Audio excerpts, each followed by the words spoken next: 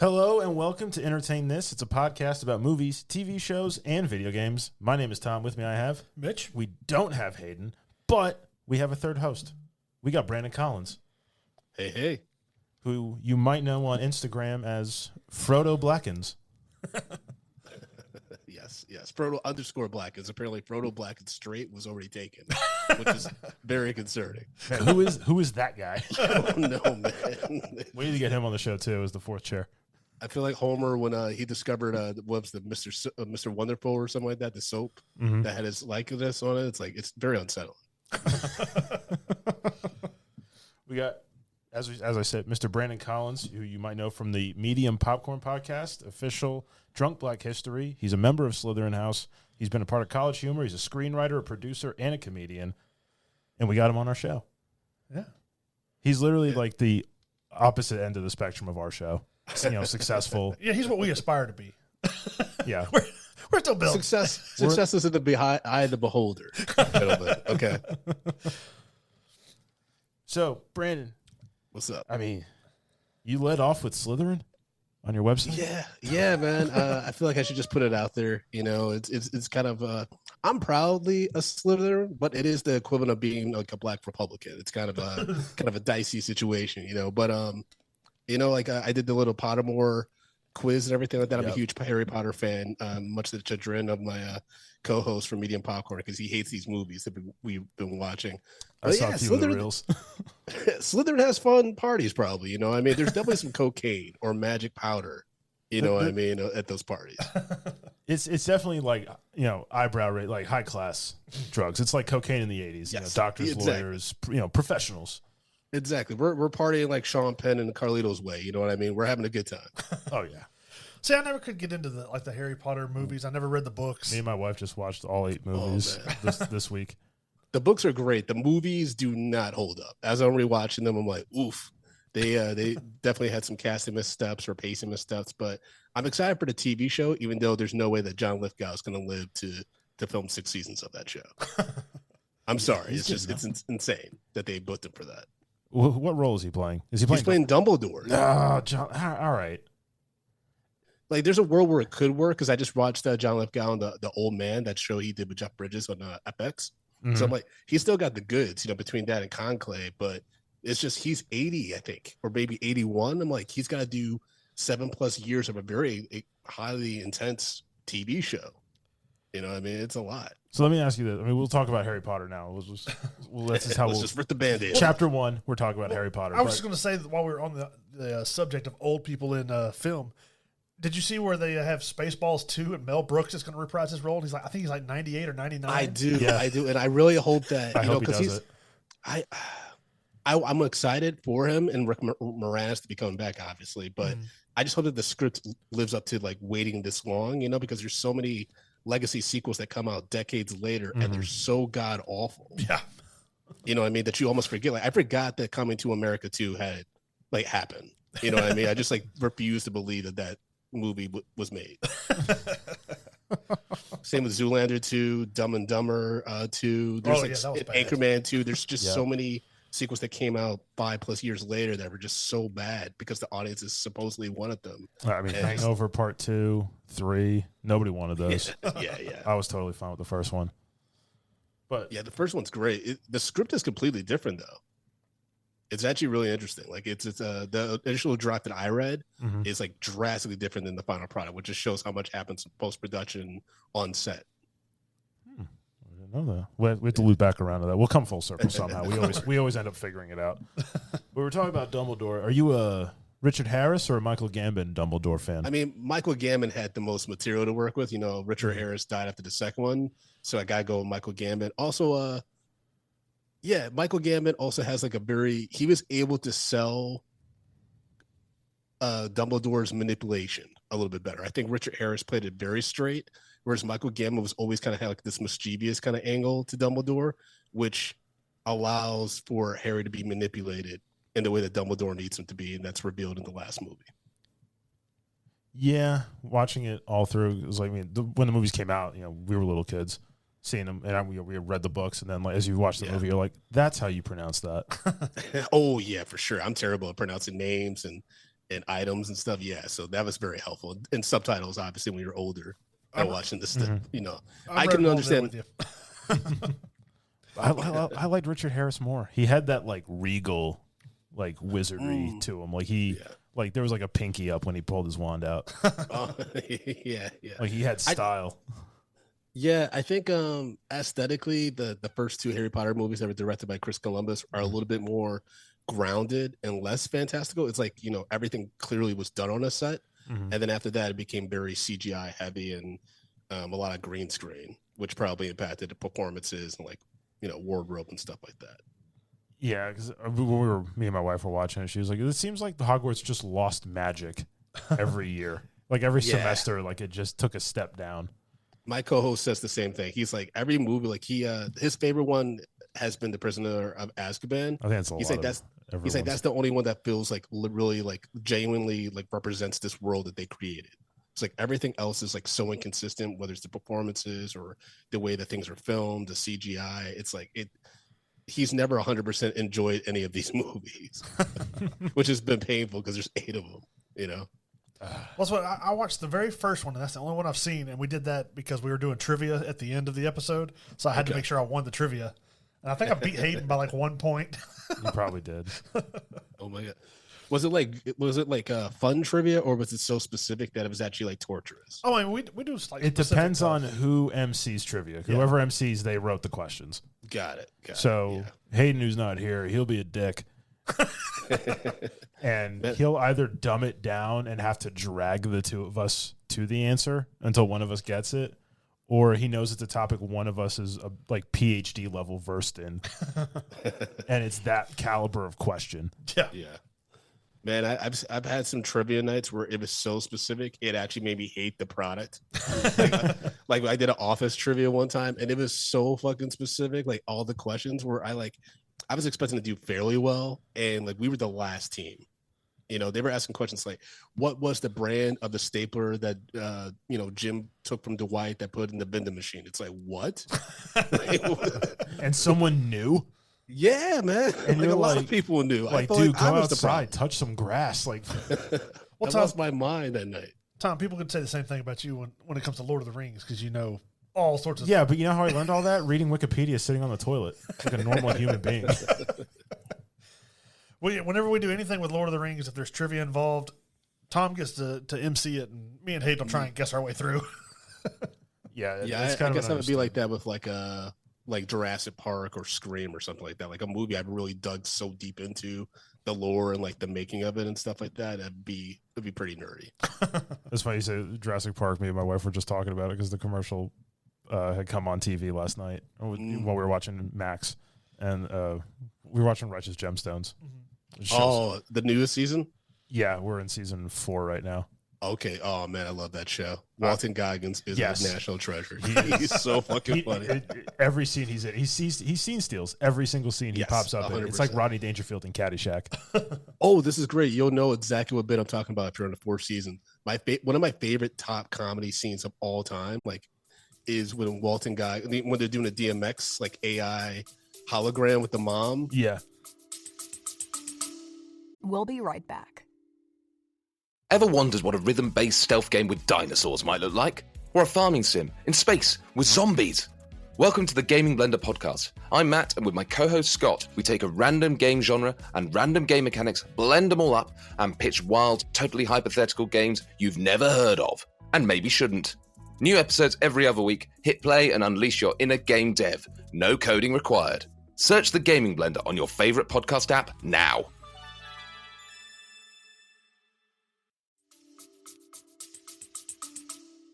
And the DMX at the end is like, woo! And it cuts to, it's just such a hard cut.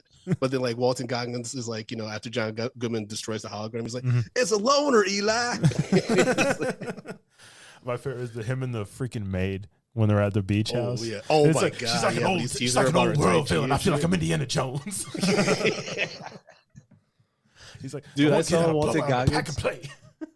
I saw Walton Goggins at a South by Southwest event for Fallout, and he was wearing this cream suit, and he has that 100 watt smile, dude. He is Walton Goggins. I love it.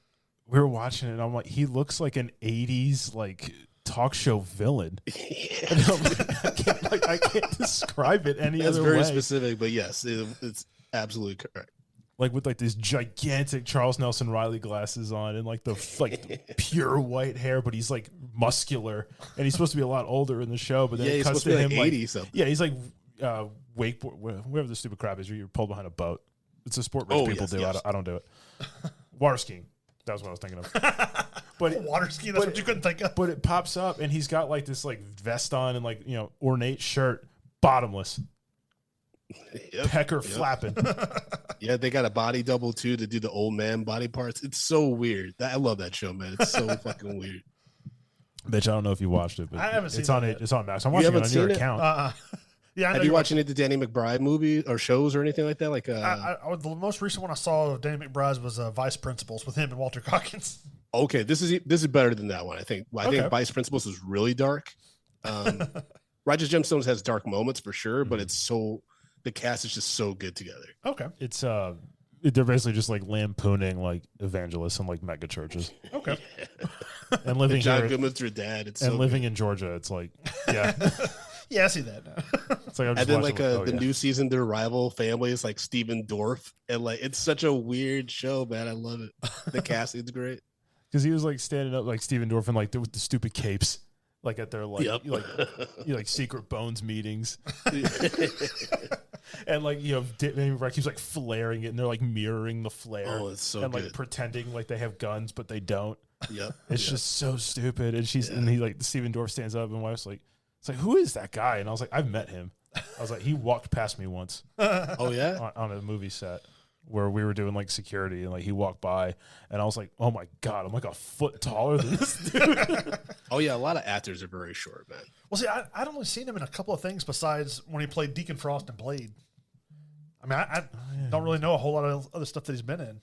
It don't Yeah, matter. he You was need to in just watch True Walter Goggins. Detective. Yeah, he's in season 3 of True Detective. Okay. So I've only seen season 1 and then some of the most recent one. Okay. Season 1 is like pure art. Yeah, the I mean- last season wasn't terrible with Jodie Foster. I I don't know couldn't get why. into it. I still think she's like hot as fuck. It's so weird. You're not wrong. But she's really good on that season. That was a really good season. It's kind of creepy though. it was a lot more like the paranormal. Yeah, I was gonna say it was kind of cultish and like some stuff going on. Yeah. Well, they hinted at that in season 3, like some kind of weird cult thing. That's like, well, even season 1, right? There's like a cult element Yeah. to like the symbols and stuff like Yeah. that. So But I think season 1, I mean, Matthew McConaughey was just like masterclass because I hated Matthew McConaughey before I watched it. oh, really? I always Yeah. remembered him from like what's the movie? Sacrilegious there, Tom. Like Stealing Treasure or something with, and it's like him and Okay. Goldie Hawn's daughter, Kate Hudson. I think it's called Sahara. Yeah, Sahara, that movie. You know, he's like, all right. You know, that was the Matthew McConaughey I knew. And then I see him in this, and then like me and my wife like look at each other and just be like, time is a flat circle. I can see your soul on the edges of your eyes. I'm driving a Lincoln. That show, that season of television was so wild because one, it's like it reminded everybody that Matthew McConaughey and Woody Harrelson are fantastic actors. It like introduced Cary Fumiyaga. I'm blanking on, I'm butchering his last name, but the director, right? Who Yeah. I think got into some shit, but fantastic season, right? And then Michelle Monaghan was so hot, but then also it introduces to the one actress, you know, with the infamous, shirtless scene and stuff like that. Yep. Woody Harrelson cleaned up on that show. He He did. did very well on that show. He did great. He was having like a star-studded performance, literally. Yeah. Lucky dude. The only way you knew the timeline is how much hair he had. Oh, that's funny. That's funny. I was like, we're in like the early timeline. It's like, how do you know? It's like, look at how much hair he's got. Yeah. It's like it's not receding yet. Yeah, I love the way it cut through the different timelines. It was easy to follow, and it like just made the mystery so much more intriguing. Here's like, well, how does this end up? You know, with them being older, and like, how's that pan out? It was so good. It is peak television. That and Chernobyl, I'd say, are like the top 2 series of a show of like probably the last like 15 years. Okay, Have you seen Chernobyl? I have seen Chernobyl. I would still put like The Wire. Like if I'm thinking especially HBO stuff, probably The Wire would be above that. Chernobyl was really, really good though. I never thought the Geiger counter sound would be that terrifying. Yeah, man. The whole cover up, it's so disturbing. Everything that happened there. And like people are just like, oh yeah, like this crap really happened. Like it was just like this. And like even like I'm showing like the radiation victims, and it's like like they're just melting. Oh it's goodness. Wasn't there which actress played the one who was pregnant during like yeah, and then they're like stable, like don't touch them, don't do any of this stuff. What does she do? Immediately ignores all the advice from medical professionals. Yeah, man.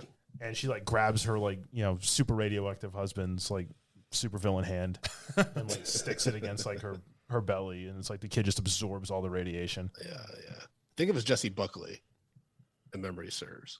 I don't recall the lady's name. But yeah, that was a good show, man. HBO is just they do fantastic work. I haven't watched The Penguin yet though. Oh, just because I've been saving it, man, because Matt Reeves has been taking so long with Batman 2. I'm just like, let me just wait at this point. I don't need to rush the Penguin. It was great. It was great.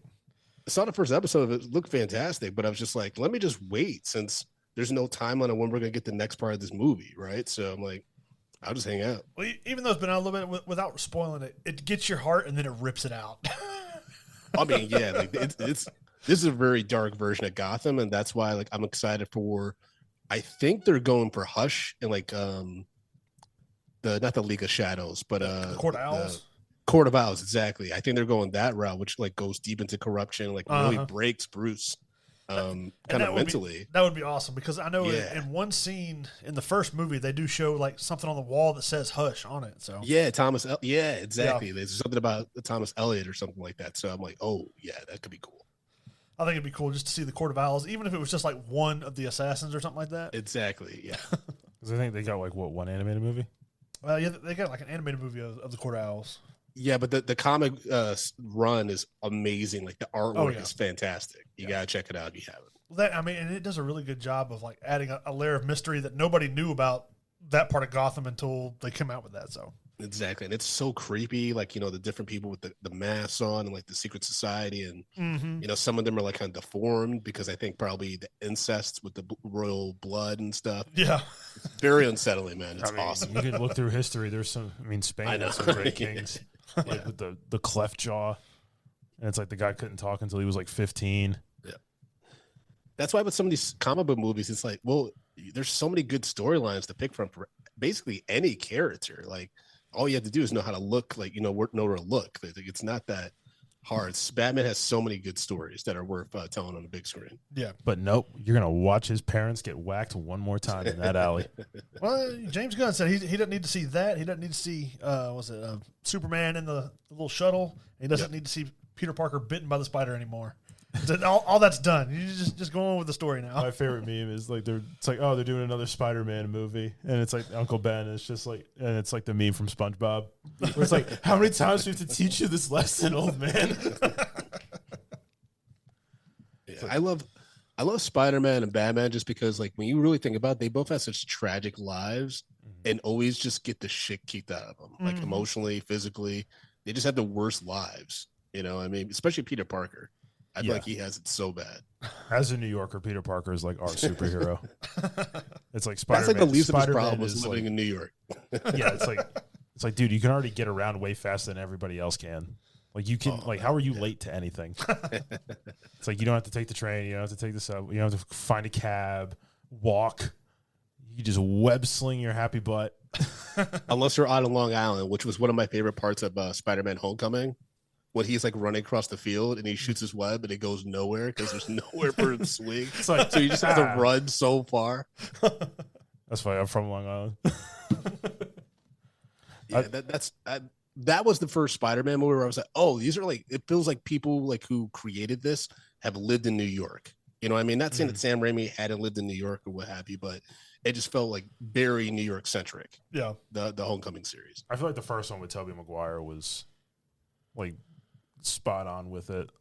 Especially the funniest part of the whole movie is where he figures out like the webs and he's on the building trying to figure out how to get them to come out of his hand. Yeah. And he's just making like weird like hand signs. And he just does like the okay thing. They just starts flicking his wrist and like nothing happens. And then he does the swing and just smacks him right face into the billboard. Well, see, my favorite was the Andrew Garfield Spider-Man up until Tom Holland with the No Way Home. Because Andrew Garfield felt to me more like Spider-Man because of the drama and the dramatic stuff that he had going on until No Way Home. Yeah. Then that one gets a little darker.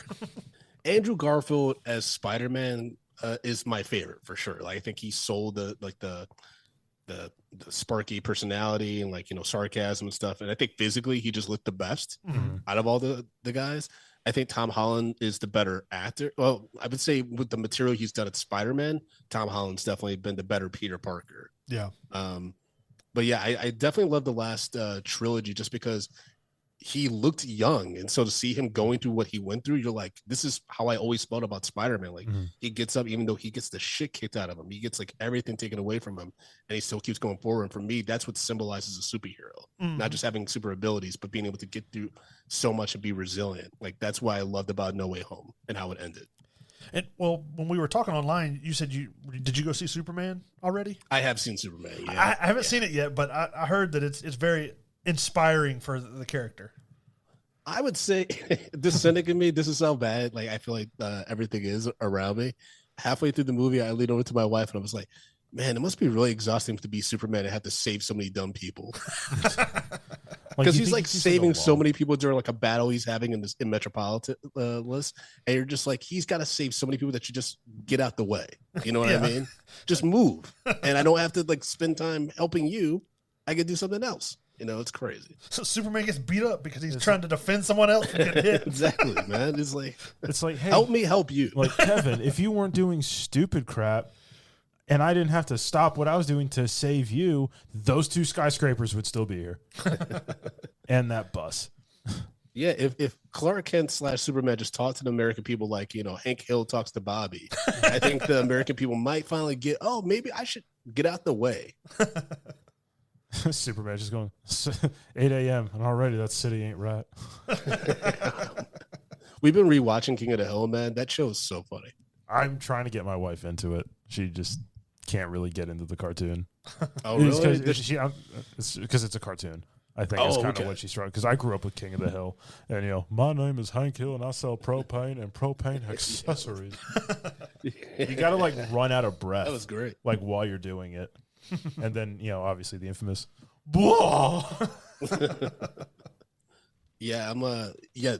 that show, the characters, Mike Judge, like the way he just illustrates that part of America, it's so good. It's like the most realistic rendition of a American family. Exactly, for sure. And it's sad, like, you know, we couldn't do it with like real people. We had to do a cartoon, and the guy from Beavis and Butthead had to give it to us. Well, let's move on to the reason that you're here. We're here to learn a little bit about you. What got you into starting the Medium Popcorn podcast and all the drunk Black history, everything that you got into? Yeah, thanks for asking. I got into Medium Popcorn several years ago when I was just like, you know, I had a podcast I was doing with a comedian friend of mine called Comedy Outliers, and I wanted to do a podcast about movies because I love movies. I'm a big movie nerd. I used to, when I was younger, read Entertainment Weekly, all those things, the print version. I used to read scripts. I would see movies every weekend. My first job was at a movie theater. And so I was just podcasting by myself, talking about movie news, things I watched recently. And I realized it was pretty lonely podcasting by myself, and I'm an only child. So it just, you know, brought up some old feelings where I was like, oh man, this doesn't feel great. And I had this guy, Justin Brown, who I met on a College Humor set years before. And he and I just get along, like naturally, like we met on set, we talked the whole time, got to know each other, we became very close friends, and we could talk about anything, but we mostly talked about movies. And so I was like, hey, you want to co-host this with me?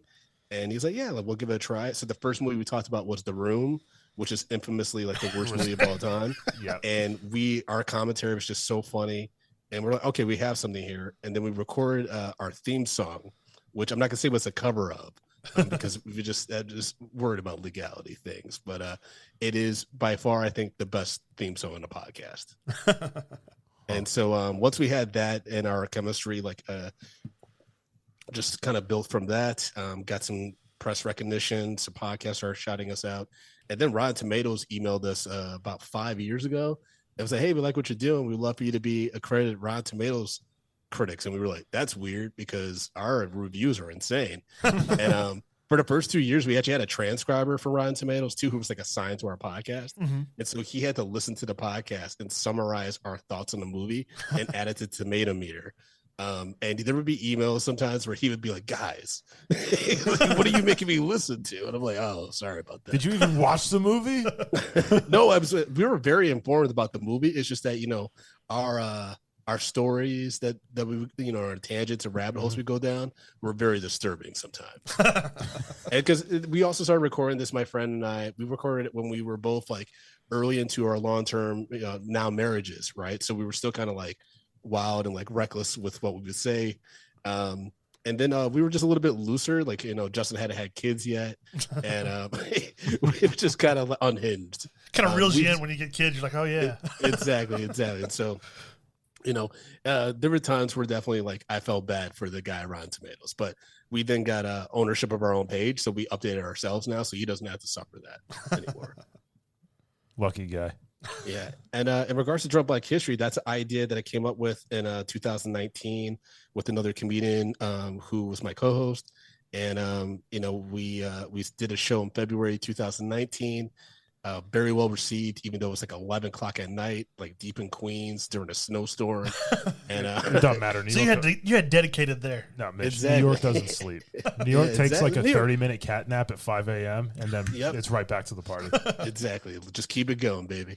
And and then just realized that there's clearly something here. And my co-host and I parted ways about 2 years ago. And so I've been doing producing and hosting the show myself, and it's been incredible. We got into the New York Comedy Festival. It's been featured on Eventbrite's Instagram page, like as a featured story. Shout out New York Times, Time of New York, Boston Globe, sold out shows in Los Angeles, Austin, Texas, of course, New York. Most recently, Detroit, we had a packed out show. So it's been great. It's been like, I kind of like finding my lane as like an edutainment comedian, which is a very interesting lane because I'm actually starting a movie trivia history show, comedy show in the fall in Brooklyn. And so, it's been very exciting, man. It's been great doing these shows and podcasts. Okay. Man, our biggest highlight was not doing the show in Mitch's basement. Well, we did do the Aurora Theater, but that kind of went south. Oh, nice. When they gave us free drinks. Yeah, well, it went south for drinks. Mitch and Hayden.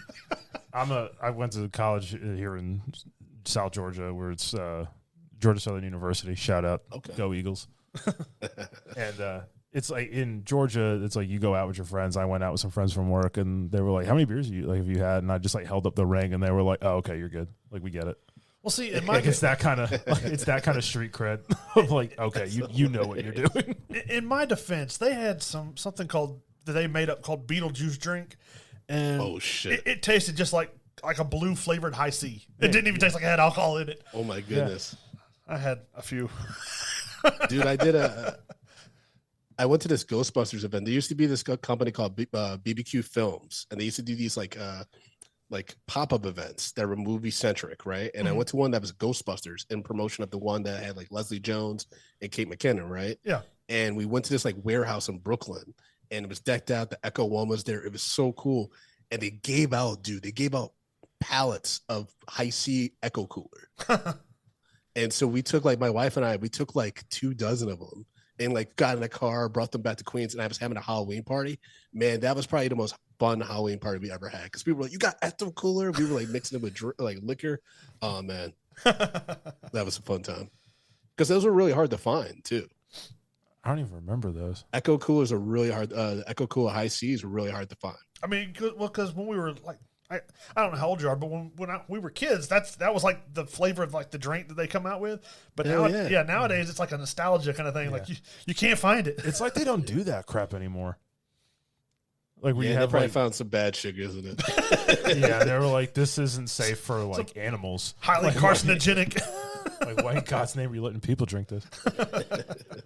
Because like even like growing up as a kid, it's like purple ketchup or green ketchup because of the Shrek movies. Like it was like a mind game because like my mom got it and we're like, what the hell is this?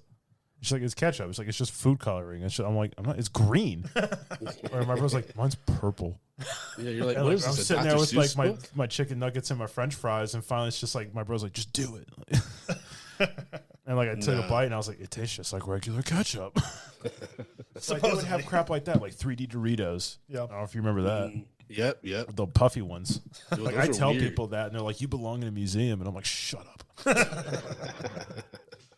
Or the original Four Loko recipe?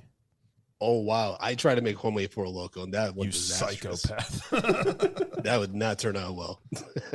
You tried to make it? Yeah, because like it was back in like in New York at the time. They like were really like they were going hardcore in the band, so it was really hard to find it before like I could get capitalized on the hype. And so my friend and I looked up a recipe, and it was a lot of liquor, and like I think there were some Jolly Ranchers involved. It was a mess though. It just tasted god awful. It was like a warning. It was like you'd like buy Four Loko and the dude at the gas station like look at you like, am I gonna see you again? It was like There's a lost customer. Like when I was in college, you just hear like lore. It was like a whole like side niche thing of people who were just drinking Four Lokos. It's like, oh, you remember that dude in like Thai Delta Thai or whatever? It's like he drank 3 of them. It's like he's dead, or it's like he's on dialysis forever. It's like he doesn't have kidneys. Like it melted. It's like Four Loko. Like his heart exploded like a water balloon in his chest. Good. Well, see, I was looking up. You also were on the New York Comedy Festival. Yeah, Drunk Black History was part of that, and then also my Comedy Outliers show years before I've been part of the festival as well. So yeah, it's been that's awesome. I was going to say, were those like stand up stuff or? The first one was Comedy Outliers was a stand up comedy showcase that my friend and I co-hosted, and that like we were one of the first independent shows to be part of the New York Comedy Festival. Okay, and like an independent show is like when you do like a non-club connected show. Like we started our show like in the basement of an Irish pub in Lower Manhattan. And like it kind of blew up from there. Like we did some shows at Webster Hall, but when we did the film festival, the comedy festival, we were at like the basement of like a nice bar in the financial district. Okay, nice. I miss New And York Drunk City. Black History is like a multimedia kind of show, so it's not just straight stand up. Like we do have some stand up comedians that perform, but it's mostly focused on like Black historical figures and events, and like we showcase like kind of like the biography of that on the screen behind us and stuff. Okay. I do want to ask, how'd you get the nickname Frodo Blackens? My wife and mother-in-law came up with it. Your wife and your mother-in-law? Yeah, because I was trying to think of a new username like when I first had Instagram, and they were like, oh, do Frodo_Blackens, and I was a bit embarrassed by it, but then like a few of my favorite comedians were like, oh, that's a great username. I was like, oh, okay, cool. I'm not too embarrassed by it now. It's like my wife and my mother-in-law, they make fun of me with my son because he's only 2 weeks old, and they're like, look, you got more hair than your dad. And I'm like, and they just like look at me and smile, and I'm like, shut up. I'm gonna wear a hat.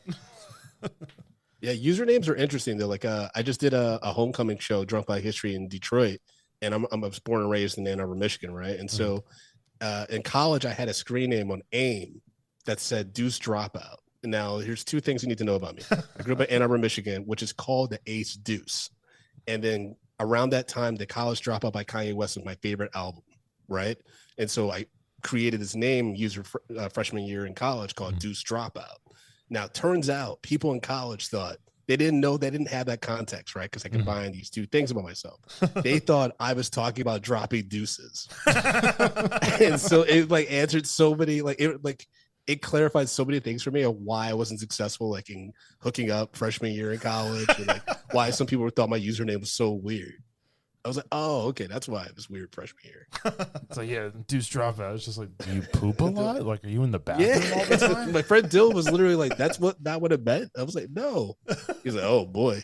All right. If my wife was up here and was listening, she'd be like, that should be your name because you like going to the bathroom for 45 minutes. Oh my God. You can take it if you want. I think it might be available. Nah. Yeah, Tom, that sounds good. That should be your gamer tag. Nah, I'll just stick with Tom. It's a tried and true classic. It's easy to pronounce, easy to spell. Or you can use Tim. Is your profile picture a picture of Tom from MySpace? No. And like should be. And that was weird because like when like MySpace like was like sort of becoming a thing, like all of a sudden people were like, "Oh, are you on MySpace?" And I was like, "No." It's like, "I'm friends with you," and I'm like, "No, you're not." And it's like, "Yeah." It's like there's this Tom guy, he's friends with everybody, and it's like, "Is that you?" And I'm like, "No." It's so weird how he got away with that. He just put himself on everyone's page. Yeah. It's like Big Brother's watching or something. Yeah, no one ever asked questions. I think like they got to a point where you could remove him, but like for a while it was like he was just there. Collecting everyone's data, nobody knew. Yeah, his feed must have been insane. My God, I haven't seen a MySpace feed in what feels like forever. Every time we talk about stuff like this, I just feel like Gandalf or an Elrond talking. It's just like, I was there 3,000 years ago. But you got to say that it was pretty cool. You have your own theme music, your own background. Yeah, I learned how to code a little bit with my MySpace. Yeah, that's where everyone learns to begin with. Little HTML. Then that Get you some sparkles on your page. Yeah. then that Facebook nonsense. Yeah. I It's loved you had to be Facebook in the first 2 years, man. Yeah. It was chaotic. It was just madness. Yeah, I only use Facebook now to keep up with my parents and people their age. I know, it's so sad. I'm like, It's really become like for like older people. Yeah. it is. It really is. It's just sad. Like old people like posting like memories. Like my father-in-law, he posts all the time like pictures of himself when he was younger and his daughters, which includes my wife. And she's just like, this is creepy. I'm like, yeah, he's posting videos of y'all like y'all died. Like, it's out of control. It's like, go get your dad. Yeah, he's Rein like, him my back in. babies. It's like, they're still around. Call them. I just love like you could always tell like a single like recently divorced dad profile picture Oh, gosh. Yes, because it's yes. every single one of them is the same. Their head takes up the entire square, and it's at it. Because they cropped it. And it's taken at a low angle. Like it's Yeah, going, they're trying to convey some hope. yeah, like you're looking up at them, but you get the double chin effect. And most of the time they grew a mustache, so it was just kind of they all look like weird versions of Wilford Brimley.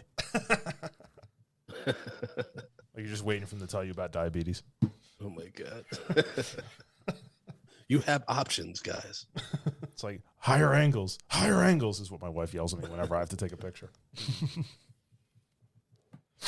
So, what is your favorite movie? I mean, you're obviously a movie aficionado. Like, what's your go-to? Yeah, my favorite go-to movie would be probably Jurassic Park. It's The my top original? 10 is pretty the Okay. first one, absolutely. I'm actually wearing a Jurassic Park shirt right now. I could watch that movie anytime, any day.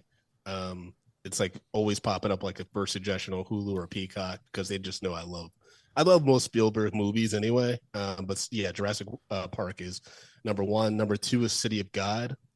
I love that movie. And then Dark Knight. So if any of those three are on TV, that's the next 2 hours for me. Your algorithm is like, just give them some stuff with dinosaurs. Yeah, basically, yeah, or crime. Dinosaurs are crime. Dinosaurs committing crime. So have you seen the newer Jurassic Park? I have. What's your thoughts on this new franchise Direction. that they've gone? So I don't know exactly where they go from there, but it was a huge improvement from the last two. Okay. I thought Fallen Kingdom opened so strong and it immediately tanked. Like I thought the guys extracting the bones and stuff like that scene was really cool. And then it just was terrible and became almost like a kid movie in the third act. Dominion was so egregious. I actually went to go see it with a group of writers at Universal when I was at Universal at the time. And I walked out the screening. I was like, I've already seen this and I can't keep doing this to myself. I'm like, I'm going to go to the lobby. That's how I felt watching Last Jedi. Last Jedi. Interesting. Okay. I felt that about Rise of Skywalker. I never watched it. I couldn't do it. I I saw the completely hear you previews and I was like, no. And then someone posted the clip or whatever, and Poe Dameron's just like somehow Palpatine returned. And I was like, that's all you get? Do you know what the original story was going to be for Rise of Skywalker? No, what was That it? Colin Taranoff put together? What was it going to be? Well, it's a little bit too long to go into detail, but Or it was going to be drastically different. It was going to actually continue what they set up in The Last Jedi.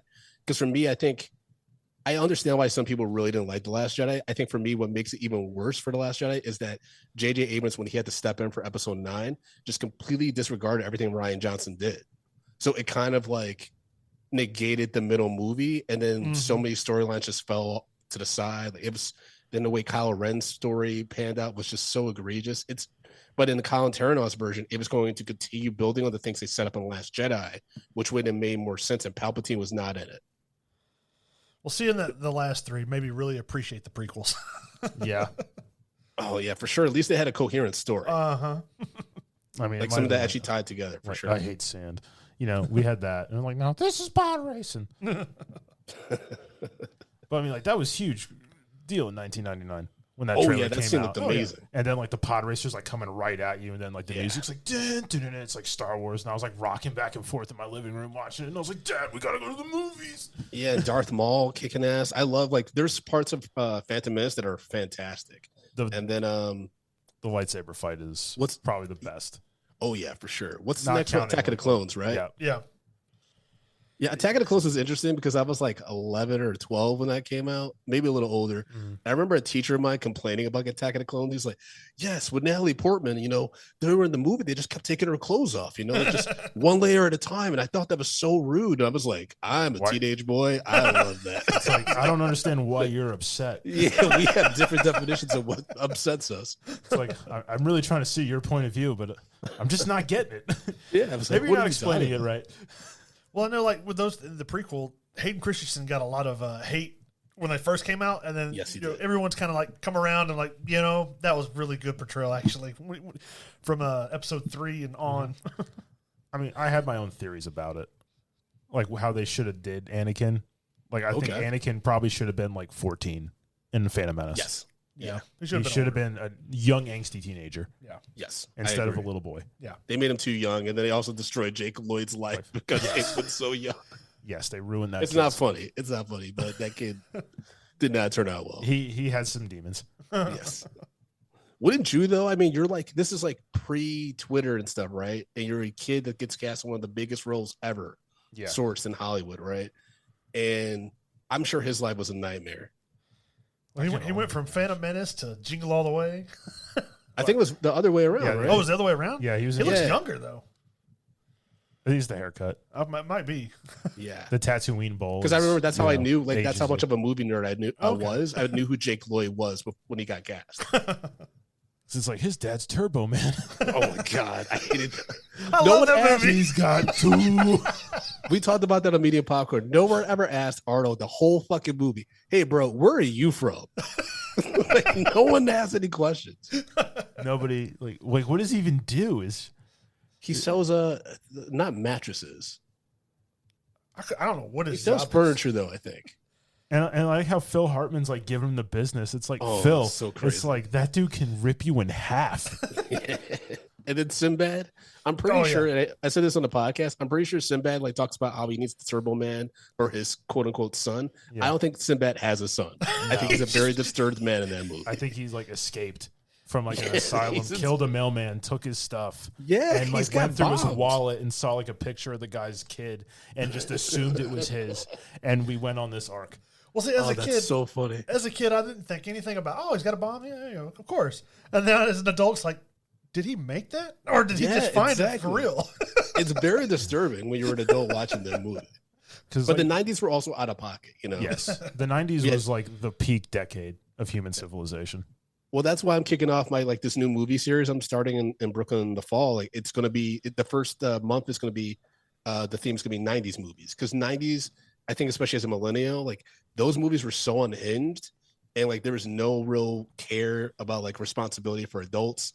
Kids were able to like do crazy adult shit without any recourse. Mm-hmm.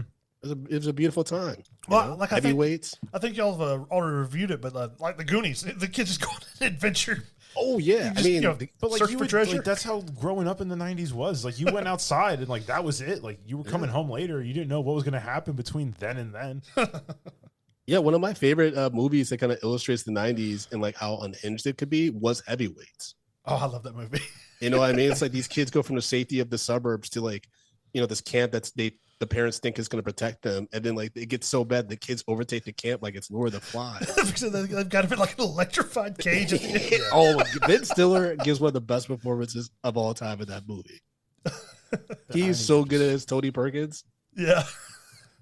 It's insane. If I ever get to meet Ben Stiller, that's all I'm going to talk to him about. I'm not going to talk to him about Severance, not talking about Zoolander or Tropic Thunder. It's only going to be about Heavyweights.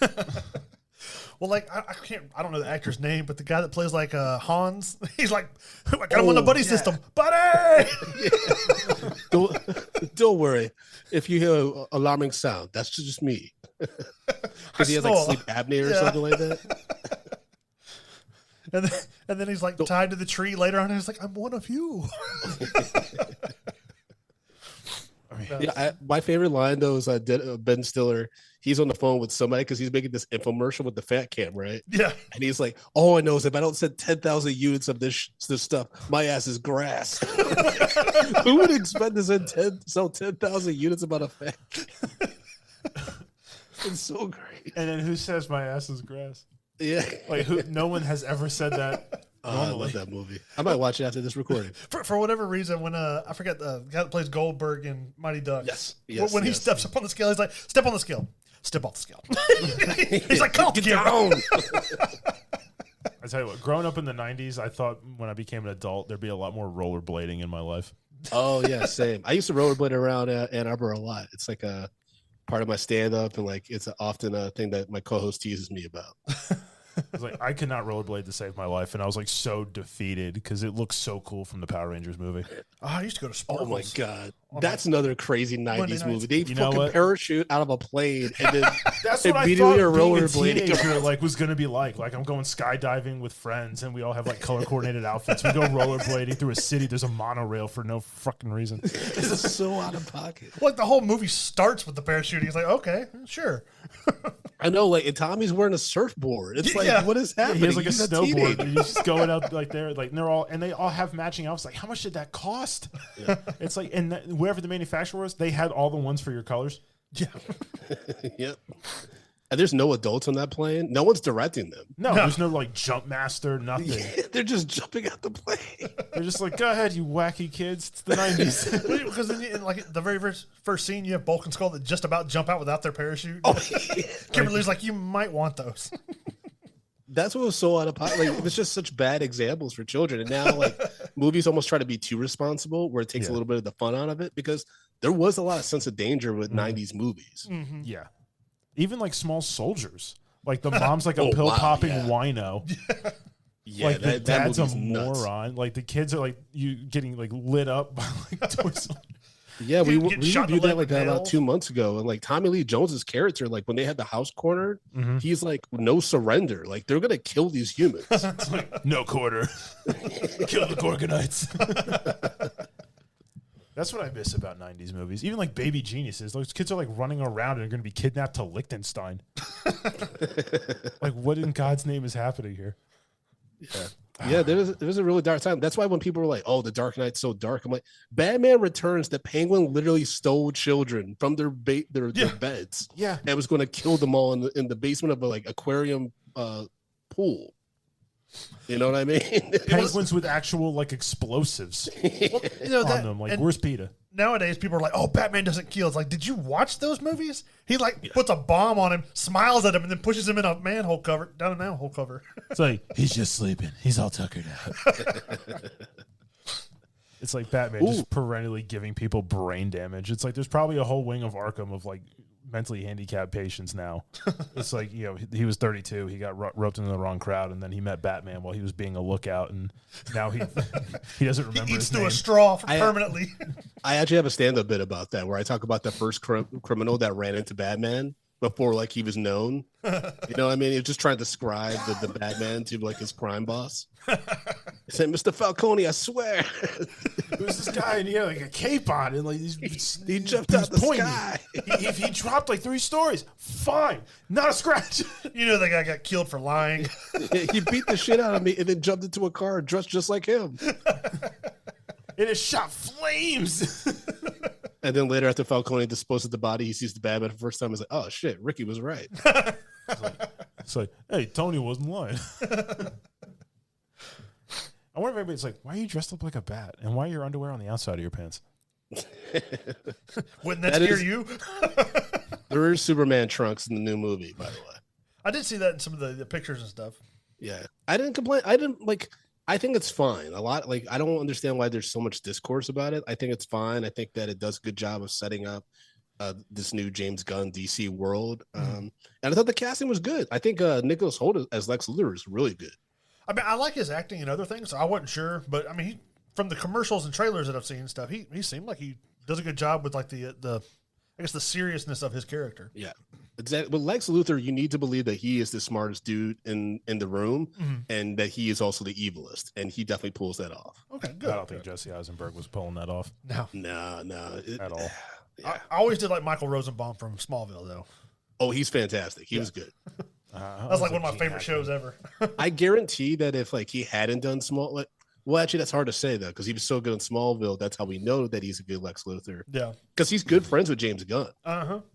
So it's like I wonder if there was a world where he could have been Lex again, but then that might have been too like, oh, well, people connect this to Smallville, and we already have to deal with the old DCU continuity. Yeah, and stuff. You know, I would like to see, just because I like him. I listen to his podcast, like the Inside of You podcast. Yeah, it's really good. I listen to that one, and I'd love to see him in the DCU at some role, even if it's a smaller something, just because he's friends with him. I'd like to see him get his chance. I love his show because they talk about like the intricacies of like negotiating as like an actor and getting like your worth, and like how sometimes it could really hurt, you know, when you get lowballed with an offer, or like, you know, you lose a job and stuff like that. I love when he talks to actors and other creatives about that stuff. Like, yeah, that's like it's a surprisingly a very insightful podcast. Yeah, and it's probably, I mean, they're just a lot more comfortable talking with him than they would be some random person, just because, you know, they know he knows the business as well. So yeah. He has the best conversations with Joe McHale about Community, which like I love that show. Like, and just he got Joe McHale to talk most openly about his experience working on that show, and like specifically with Chevy, than anyone else. Because I hadn't heard that one yet. Yeah, he talks about fighting Chevy Chase, dude. Like physically fighting Chevy Chase. Bill Murray punched him in the face. Yeah, on SNL. Mitch, I don't know if you knew, Chevy Chase was original SNL cast member. He used to do the Weekend Update. Yeah, and then he left because he thought he was more popular in the show and he wanted to be in movies. Because I think they did like Family Vacation. Yeah, came out around that time, and then Bill Murray came in and like basically like took his spot and like skyrocketed too. But like Chevy Chase came back and they got into like a fist fight behind stage, and like Bill Murray I think knocked him out, and then they were in Caddyshack together. And like they had done the whole movie, and then they're like, oh, we never had a scene with you two. So like we're good. So like the two of them and Harold Ramis like went out to like lunch and wrote a scene where like they would somehow end up talking to each other. I was like, you guys gonna be cool? And they're like, yeah. So, given that the beef with that, with Chevy Chase and Bill Murray and Harold Ramis, I'm guessing Bill Murray is the most difficult out of everybody. That's what I probably think. He seems like he's difficult. Yeah, I mean, I don't know a whole lot of stuff about it, like his behind the scenes kind of stuff, but I would imagine that with his personality, it could rub people the wrong way, because he's got a very dry sense of humor a lot of times. So I don't know. Yeah, he did get fired off of Charlie's Angels too. So. Oh, he did? I didn't know that. Like, yeah, that's why Bernie Mac's in the sequel. Instead of him, yeah. Oh, that's right. I was wondering how he was in that. Because I was like, wasn't Bill Murray in this? And then he ended up doing Garfield, and it's like, why? Why, Bill? You having trouble in the monetary issues? It was always weird. Like, that was back in the time, like the late 90s, early 2000s. They were just replacing like random actors with like random black guys. Like, it was like Bernie Mac replaced Bill Murray in Charlie's Angels 2, and then Ice Cube replaced Vin Diesel in Triple X. It was like, what? What's going on? Well, Triple X wasn't that great a film to begin with. Oh, so true. It was kind of an upgrade. I saw something with the new Fast and the Furious that they announced coming out, and Vin Diesel walked out on stage, and I mean, I'm not a small guy, but he's a fairly hefty fella at the moment, at least. He is not as tall as you would think he is, though. I think he's maybe 5, because I'm 5'6". I think he's maybe 5'8", because we actually walked by him, like me and the other Universal riders, when I was riding at Universal like 2 or 3 years ago, and we were walking up, like, up the sidewalk, and there's a guy like standing outside of an SUV, and he's wearing a Fast 9 jacket, and he's got a bald head, and I'm like to myself, there's no way this is Vin Diesel. He's just here standing in the Universal lot randomly with a Fast 9 jacket. Like, he's not that insane, right? And then we walk by and we hear the deep gravelly voice. I was like, you gotta be kidding me, man. You must have better things to do on a Tuesday afternoon. I don't think he does anymore. It was crazy. But yeah, he's not that tall. I was surprised. Okay. It's always kind of weird when you see it's like these actors, like, how do I put it? Where you have short actors play tall roles. Yeah, and Tom Cruise playing Jack Reacher. Exactly. It's like the ultimate one.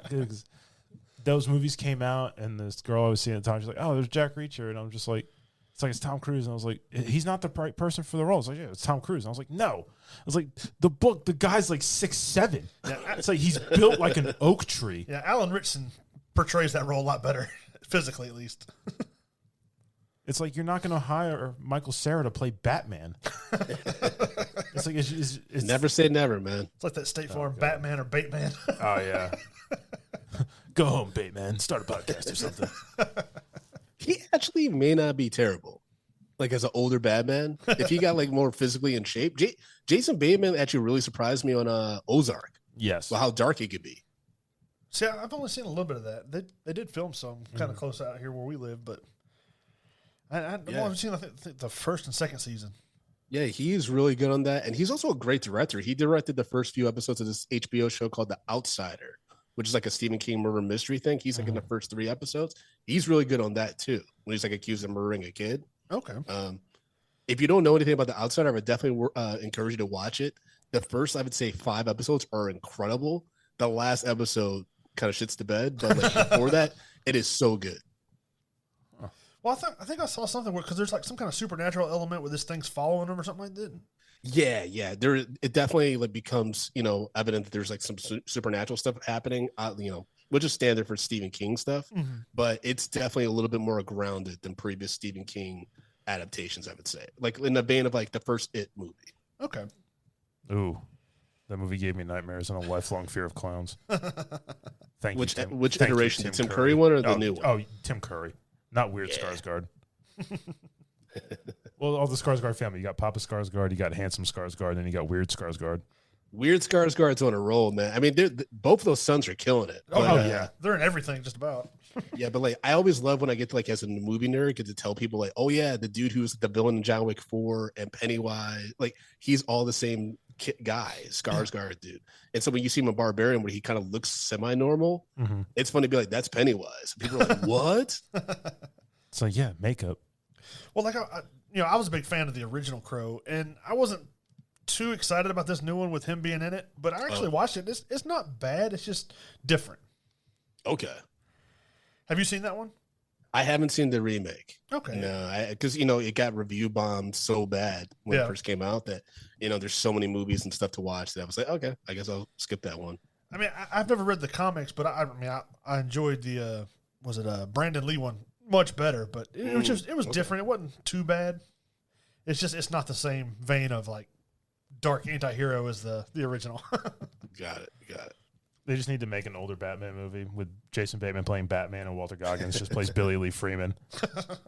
From if they go older, as man, as like the Riddler. If you do go older, though, like I feel like you got to go like a Josh Brolin or something, right?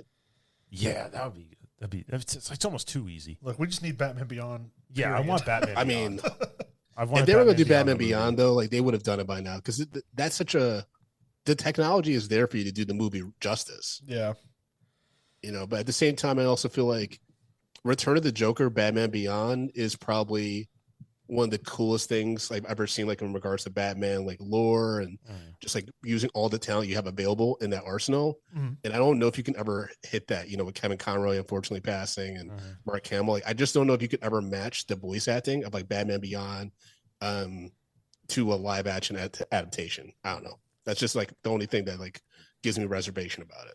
Well, speaking of the live action Batman, who would you cast as Batman for this new DCU? For new DCU, see, that's interesting. I think I wouldn't be mad. And I know he's expressed interest in it. I wouldn't be mad at Jake Gyllenhaal. Okay, because he's got like, especially as he's done more mature work, like with Prisoners and Nightcrawler and stuff. He's got a very unsettling look that can be like incredibly intense that I think could work. But then he's also done the comedic stuff to where he could be more of a jovial Bruce Wayne kind of character. A little bit, yeah. Because you would have to go like that route versus kind of because Robert Pattinson. The thing that surprised me most about his iteration, the Batman, is that he does this thing with his eyes, like both when he has the suit on and when he's Bruce Wayne, that makes you know, oh, this is like a mentally disturbed Bruce Wayne. Yeah, you know what I mean? Like this one, like he's like one night away from really losing it. Yeah, he's had a very traumatic past that he's feeling. It's like someone throws an exploding bowling pin at me one more time. yeah. That's why, like, it was really, I'm really interested to see what they could do in the sequel because there's a lot of places Matt Reeves could go, and he's already made a really, literally dark world. So, but I would probably go Jake Gyllenhaal, but if we went like older, like I said, I would say Josh Brolin. I know a few people have done like dream casting with John Hamm, but I think he's a little bit too handsome, if that makes sense. Well, see, like I know Alan Ritchson from the Reacher TV series has expressed interest. He's so big, though. You would notice exactly. Like you'd be like, "You're Batman, right?" Like no one else is as big as you.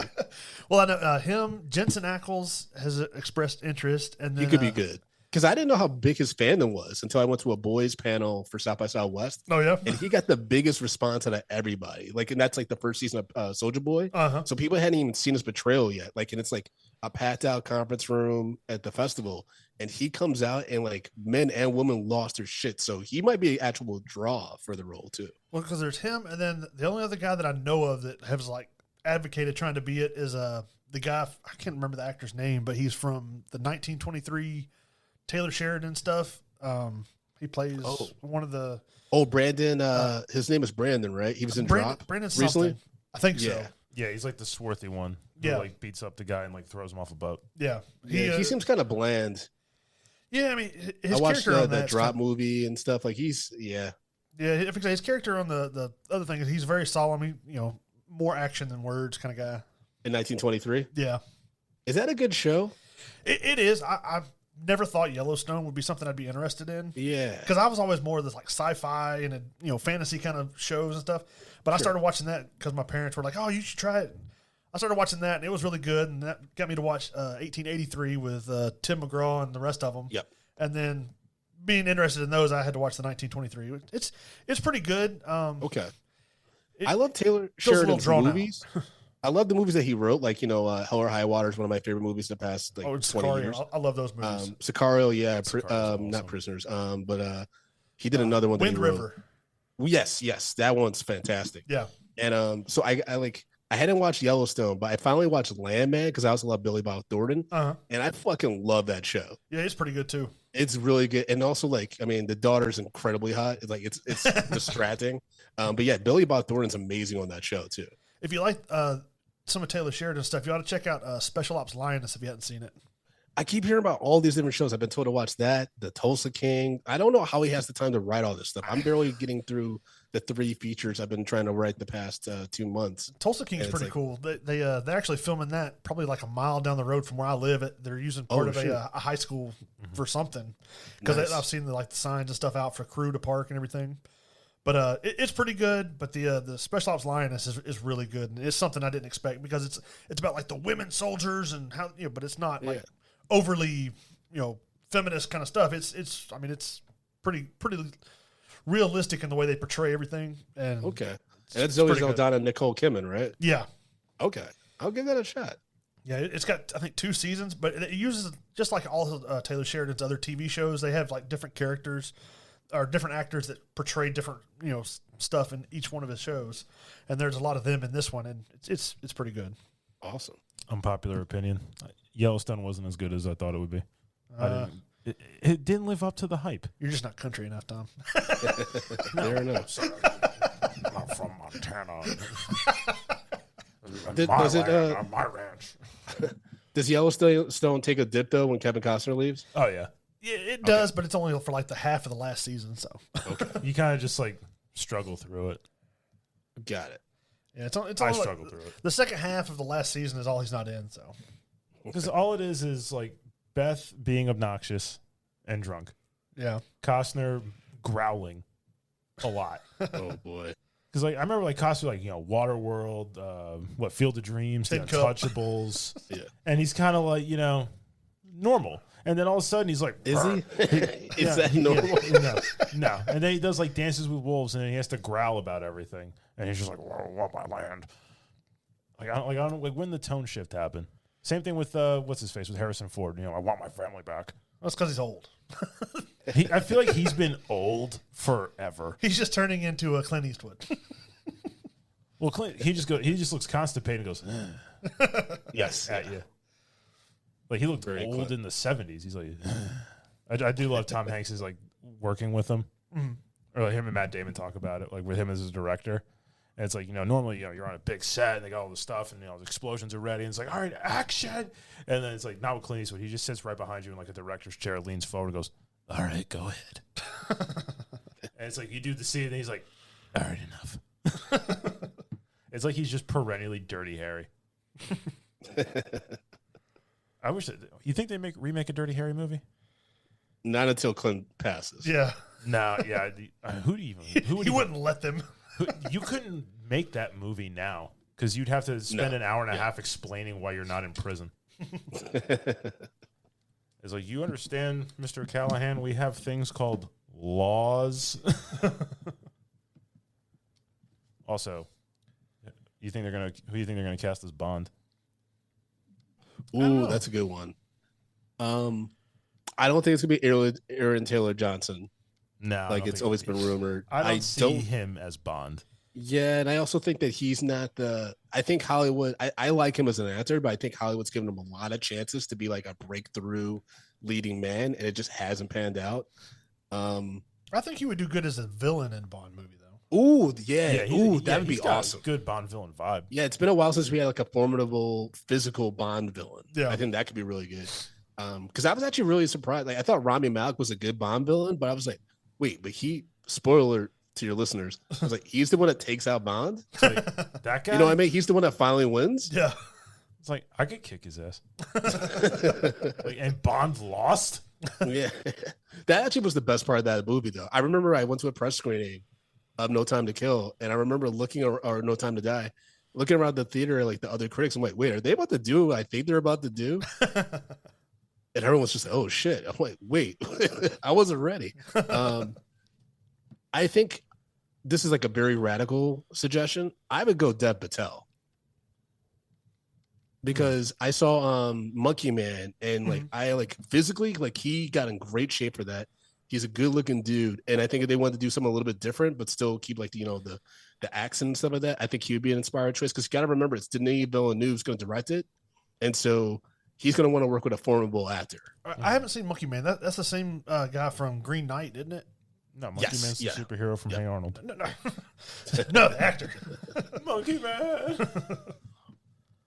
Yeah, because I don't know who else. I mean, Denis Villeneuve. I'm trying to think of like who else he's worked with in the past, because he probably want to hook us an actor he's worked with in the past. But the only one I know who's like for sure British is Daniel Kaluuya. I know it was Rob Stark, that actor. Richard. Oh Madden. yeah, but he also had a few opportunities to be a leading man, and they've never panned out. So I don't know if like they really. Yeah, he was in Eternals, and it just. Yeah, I think Henry Cavill tried for it. Man, if Henry Cavill, it's all about timing. I think if he were coming up right now, he'd be getting so much work. Mm-hmm. Like he'd be like the leading man in everything right now. Yeah, it'd be like Chris Pratt like a year ago, where it's just like the movie and Chris Pratt. Well, if he was a little bit younger, I would think Tom Hardy would be like a top candidate, but now he's kind of older. So yeah, Tom Hardy, like rock and roll Tom Hardy, would be perfect. But I mean, like Bond is like in his 40s. Well, that's He's the thing like is, do like you he's go really written. young where he's in the academy? Because like there's the rumors that they're trying to go really young, like Jacob Elordi or Tom Holland. okay, yeah, I couldn't see Tom Holland. I can't know. He's too. No. I know. I heard you guys talking about him as Nathan Drake, and I agree with that assessment. Like he was very much miscast. I was like, I can't see him saying my name is Bond, James Bond. Exactly. Yeah. And very few people have the gravitas to nail that those three words. It's like Bond, James Bond. Connery obviously set the tone for it. Lighting the cigarette like mid sentence, just to punctuate it. Some people said the actor who, and I'm blanking on his name. He was in The One Time Only Bond. No, he was in the Iron Claw. He was the tall brother that died in Japan, I believe. He was in that movie recently with Nicole Kidman, where he seduces her. I know what you're talking about, but I can't remember the name of the movie. It's like Hendrick or something like that. One second. But yeah, I think he might be a good. Because I'm thinking about who's British. Oh, Harris Dickinson. That's his name. Okay. That's a good British name. Yeah. Like my soda just turned to tea when you said that. Now the issue is he's not physically intimidating, but he's sexy as hell, and I think he would definitely draw men and women to the box office. Would be Andrew Garfield. Okay. If you want to someone who has the acting ability, who could really bring some layers to it, and is also considered handsome and stuff like that, I think he could be a good draw. He would just have to put on a little bit of weight. He's way Exactly. too He would have to skinny. add a lot of muscle. Yeah.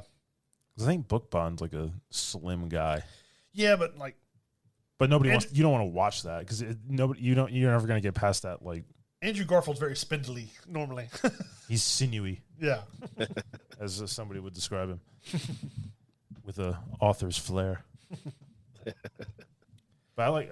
We need to do an episode of like who we would cast as Bond villains, because they would just get more and that's so much more bonkers. Because immediately, every time I think Bond villain, I'm like Christopher Walken, the ultimate Bond villain, because he played everything He'd be about like the mad scientist. Yeah, because he's a psychopath. He's an insane person, and I love him. I could watch that dude do anything or talk about anything.